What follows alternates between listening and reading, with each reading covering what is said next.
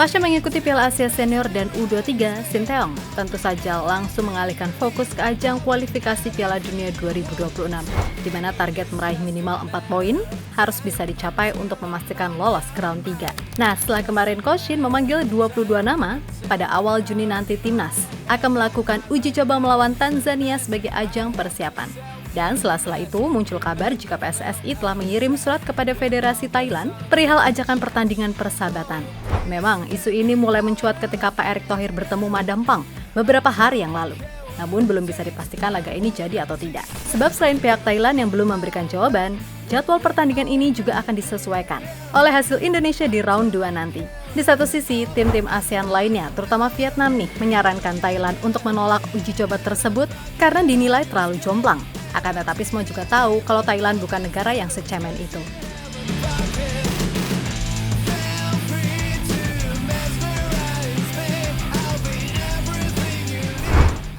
Setelah kemarin secara resmi Indonesia mendapatkan tawaran uji coba dari Malaysia, kini secara tak terduga Indonesia melalui Bapak Sumarji menyampaikan udah mengirim surat undangan ke Thailand.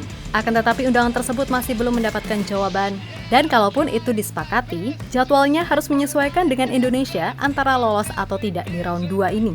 Kami sudah kirimkan surat ke Thailand, akan tetapi belum mendapat jawaban. Terkait waktu uji coba belum diketahui, namun kemungkinan ini merupakan upaya persiapan tergantung hasil Indonesia lolos ke round 3 atau tidak. Ucap manajer timnas tersebut dilansir dari Bola Sport.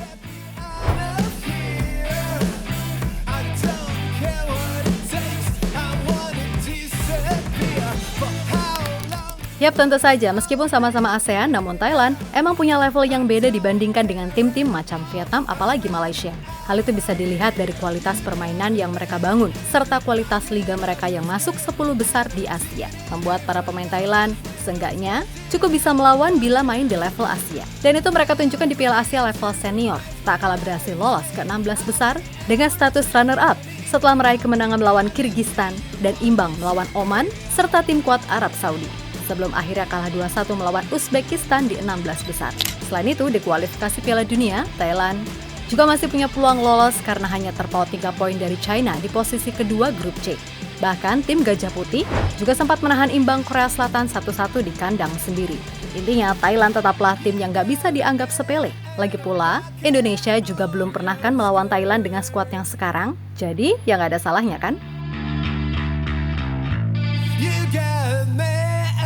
Pocket of your skirt.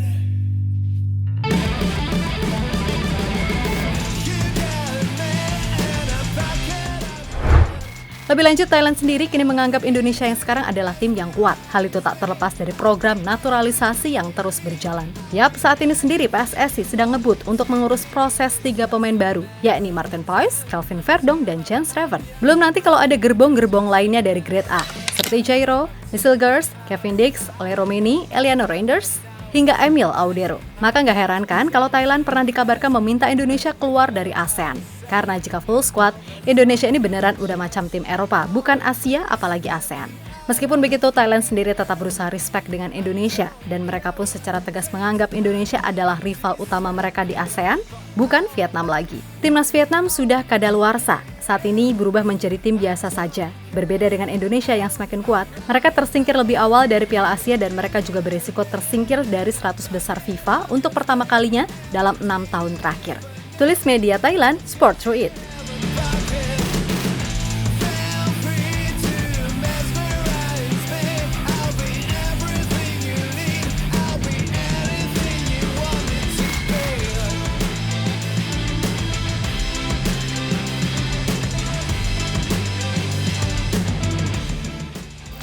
Di sisi lain, tim-tim ASEAN khususnya Vietnam seolah memberikan saran kalau sebaiknya Thailand gak usah menanggapi ajakan Indonesia. Alasannya pun beragam dan lebih terkesan ngaco. Ya, media Vietnam, The Tao247.vn, baru-baru ini juga julitin lagi tuh soal uji coba Indonesia melawan Tanzania. Menurut media tersebut, Tanzania bahkan dikatain sebagai tim hijau aneh dan laga ini sengaja diatur untuk menguntungkan Indonesia.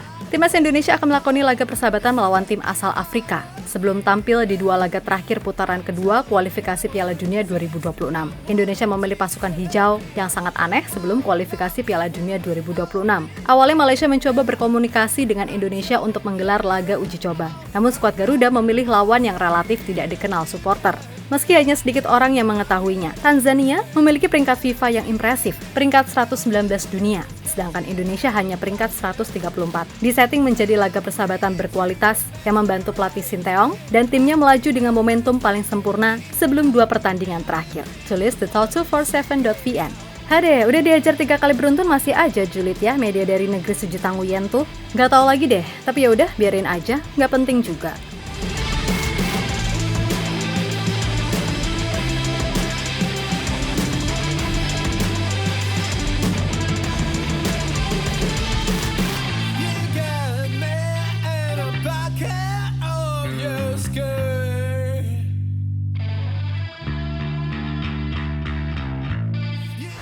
Ya, pada akhirnya terlepas dari jadi atau enggaknya uji coba melawan Thailand, namun yang pasti fokus 100% harus diberikan untuk persiapan laga melawan Irak dan Filipina. Karena bagaimanapun, itu sangat penting bagi kelolosan Indonesia ke round 3, sekaligus mengamankan satu tempat otomatis lolos ke Piala Asia 2027.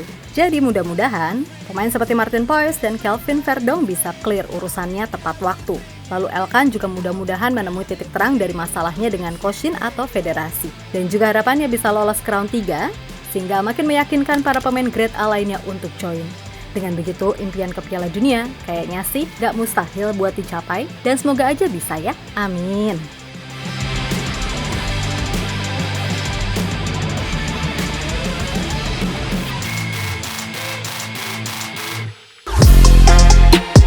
Halo, izin iklan sebentar ya guys. Jadikan ruangmu bernuansa timnas. Temukan beragam poster dinding, sepak bola dan timnas dengan desain menawan, kualitas premium dan harga yang tidak akan menguras kantong. Segera klik link Shopee di deskripsi video ini dan dukung timnas dengan sepenuh hati. Mulai dari dinding rumahmu.